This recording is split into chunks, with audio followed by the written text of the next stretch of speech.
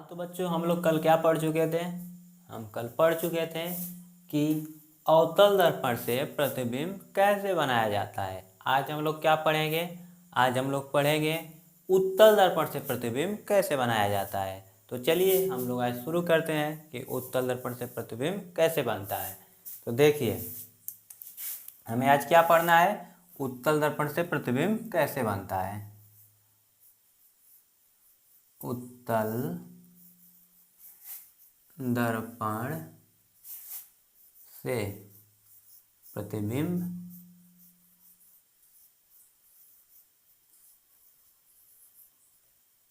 बनाना। उत्तल दर्पण से प्रतिबिंब बनाना, यही ना सीखेंगे आज। आज हम लोग क्या सीखेंगे?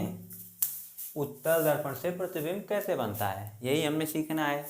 कल हम सीख चुके हैं कि अवतल दर्पण से प्रतिबिंब कैसे बनता है, तो आज हम उत्तल दर्पण से सीखेंगे।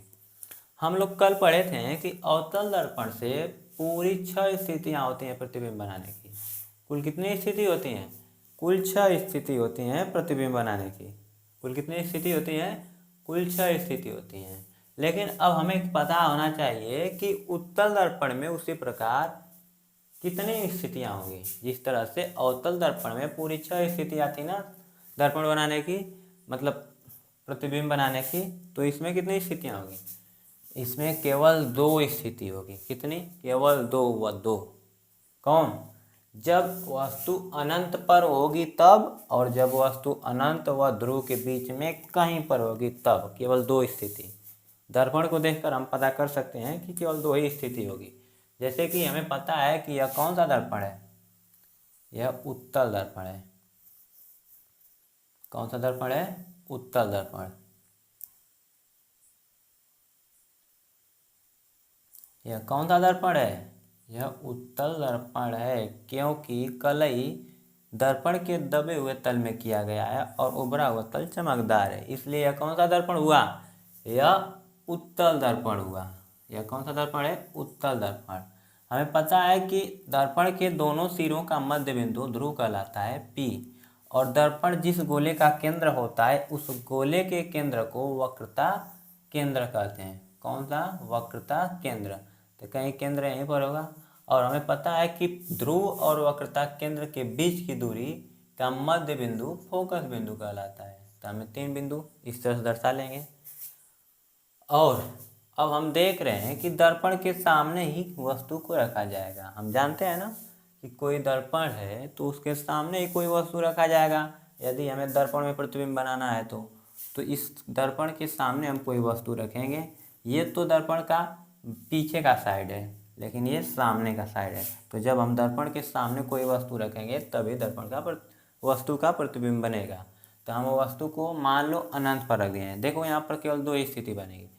एक या तो अनंत पर हो, नहीं तो एक अनंत और P के बीच में कहीं पर भी हो, या तो यहाँ या तो यहाँ या तो यहाँ या तो यहाँ या तो अनंत पर। तो अनंत पर हो सकता है, नहीं तो अनंत और इसके बीच में हो सकता है। तो मान लो कि वस्तु अनंत पर है। कहाँ है? अनंत पर। तो हम अनंत से 2 समांतर किरण रेखाएं लेकर आएंगे। अनंत पर रखी वस्तु का प्रतिबिंब बनाने के लिए क्या करेंगे? 2 समांतर किरण रेखाएं लेकर आएंगे। क्या करेंगे? 2 समांतर किरण रेखाएं लेकर आएंगे। अच्छा, पहली स्थिति क्या है? लिख देंगे, जब वस्तु अनंत पर रखी हो। कहाँ हो? अनंत पर रखी हो। जब वस्तु अनंत पर रखी हो तब प्रतिबिंब कहाँ बनेगा? तो ध्यान से देखो, जब वस्तु अनंत पर है तो अनंत से 2 समांतर रेखाएं आएंगी मुख्य अक्ष के, और हम लोग जान रहे हैं कि मुख्य अक्ष के समांतर आने वाली प्रकाश किरण या तो मुख्य फोकस से होकर जाती है या जाती हुई प्रतीत होती है।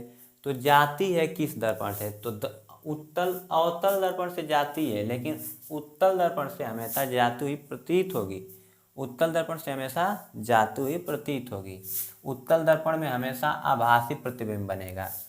इसमें हमेशा आभास होगा उत्तल दर्पण में, लेकिन अवतल दर्पण में केवल इस एक स्थिति में आभास होगा। लेकिन यहाँ पर हर स्थिति में हमें आभासी मिलेगा। आभासी दर्पण आभासी प्रतिबिंब, हर स्थिति में हमें आभासी ही आभासी मिलेगा। जब वस्तु अनंत पर है, दो समांतर रेखाएं आएंगी, मुख्य अक्ष के समांतर दो किरण आएंगे, वह दर्पण से टकराकर इस प्रकार वापस लौट जाएंगी कि हमें पता चलेगा कि वह मुख्य फोकस से होकर जा रही हैं। यह हमें अनुभव होगा।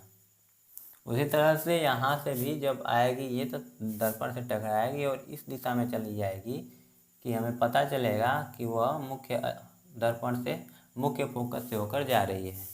तो यह मुख्य फोकस देखो पीछे बढ़ाने पर मुख्य फोकस को काट दे रहा है कि नहीं। तो दर्पण का जो वस्तु यहाँ रखी गई है अनंत पर, उसका प्रतिबिंब कहाँ पर बनेगा? अनंत पर। तो हम पहली स्थिति देख रहे हैं कि जब वस्तु अनंत पर हो तब प्रतिबिंब कहाँ बन रहा है? तब प्रतिबिंब फोकस पर बन रहा है। कैसा बन रहा है? दर्पण के पीछे बन रहा है, इसलिए आभासी बनेगा। और आभासी है और अनंत पर वस्तु रखा है तो हमेशा छोटा होगा। और जो वस्तु आभासी होती है या जो प्रतिबिंब आभासी होता है, हम बताएं कि वह हमेशा सीधा होता है। तो हम लोग यहाँ दर्पण के प्रतिबिंब के बारे में लिखेंगे। क्या लिखेंगे? प्रतिबिंब। क्या लिखेंगे? प्रतिबिंब सीधा, प्रतिबिंब आभासी। आभासी, और हम जान रहे हैं आभासी का मतलब सीधा। जब भी आभासी बनेगा तो सीधा बनेगा।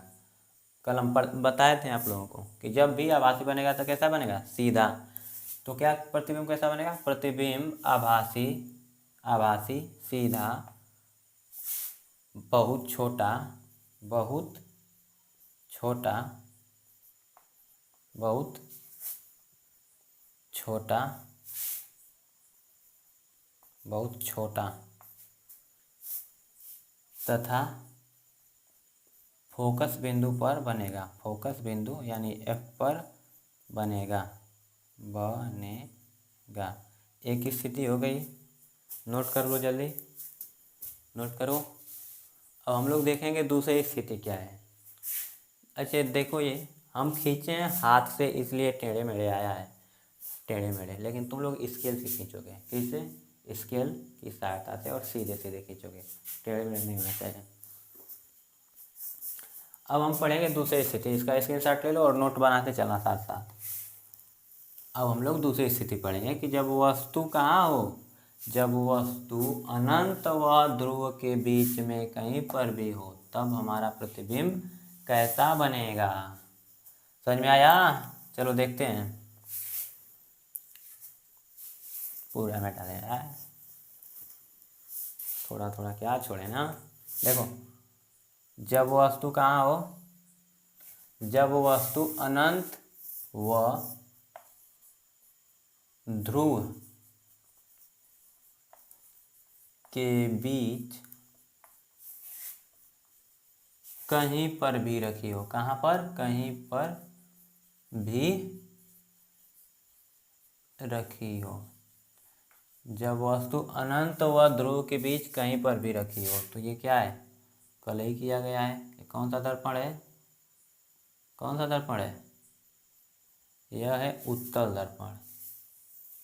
बताओ ध्रुव कौन है? इसका ध्रुव क्या होगा? यही होगा ना, P। और यहाँ पर करीब C होगा और यहाँ पर F होगा। होगा कि नहीं? होगा ना। देखो तिरछे से बन जा रहा है, लेकिन तुम लोग साफ साफ बनाना, सीधे सीधे। हम हाथ से कैसा खींचे? नहीं खींच पा रहे हैं, तुम लोग खींच लेना। देखो, अब एक वस्तु अनंत पर थी, अब हमें वस्तु को लेना है P और अनंत के बीच में। तो मान लो वस्तु यहाँ पर है, एक हम लेंगे समांतर किरण इसके सर से, समांतर गई। जब यह समांतर जाएगी तब दर्पण से टकराएगी। मुख्य अक्ष के समांतर गई तो दर्पण से टकराएगी। टकरा कर क्या ये इस पर आगे आ जाएगी? नहीं। हमें पता है कि यह दर्पण है, यह अपारदर्शी होता है, इसको इधर फेंक देगा, इधर नहीं जाने देगा, नहीं जाने देगा। तो अब हम पढ़े हैं कि जब कोई किरण मुख्य अक्ष के समांतर आती है तो वह दर्पण से टकरा कर मुख्य फोकस से होकर जाती है या जाती हुई प्रतीत होती है।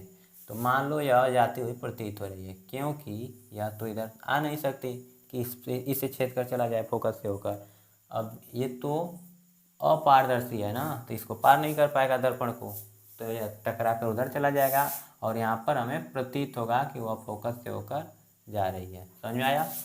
देख लो, अब एक भेजेंगे, एक ऐसे भेजेंगे कि वह मुख्य फोकस से आती हुई प्रतीत हो, मुख्य फोकस से आती हुई प्रतीत हो। तो हम एक ऐसा एक ऐसा किरण भेजेंगे कि हमें पता चले कि वो मुख्य अक्ष से आती हुई प्रतीत हो, मुख्य फोकस से। देखो भेज दिए, ऐसे भेजे हैं कि हमें लग रहा है कि वह मुख्य फोकस पर ही मिलेगा जाकर। एक रेखा ये भेज रहे हैं, देखो अब हमें ऐसा लग रहा है कि यह मुख्य फोकस पर ही मिलेगा, लेकिन इससे उस पार जा पाएगा? कतई नहीं जा पाएगा। इसलिए इधर आभास होगा। अब इधर अब आभास हो रहा है, यहाँ तक तो आ जा रहा है, लेकिन अब आभास होगा।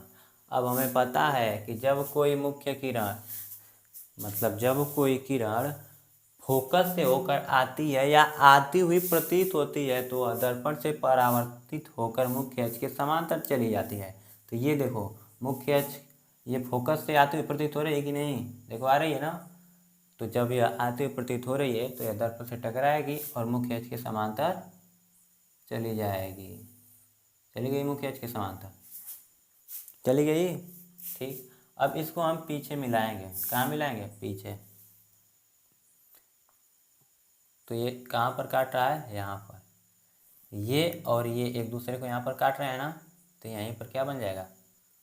प्रतिबिंब बन जाएगा। देखो कैसा प्रतिबिंब बना, वस्तु से छोटा बना है ना, बना है कि नहीं?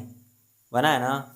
और देखो दर्पण के पीछे बनेगा तो आभासी है, दर्पण के पीछे बन रहा है तो क्या है? आभासी है। दर्पण के पीछे बना तो क्या है? आभासी। और आभासी बना तो क्या होगा? सीधा। और सीधा बना, समझ में आ गया? अब हम लोग लिखेंगे दर्पण की प्रकृति, मतलब प्रतिबिंब की प्रकृति। मतलब प्रतिबिंब कैसा बना है? प्रतिबिंब कैसा बना है? प्रतिबिंब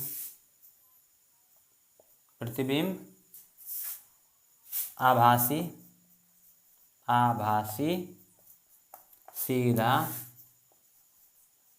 सीधा P व F के बीच में, P व F के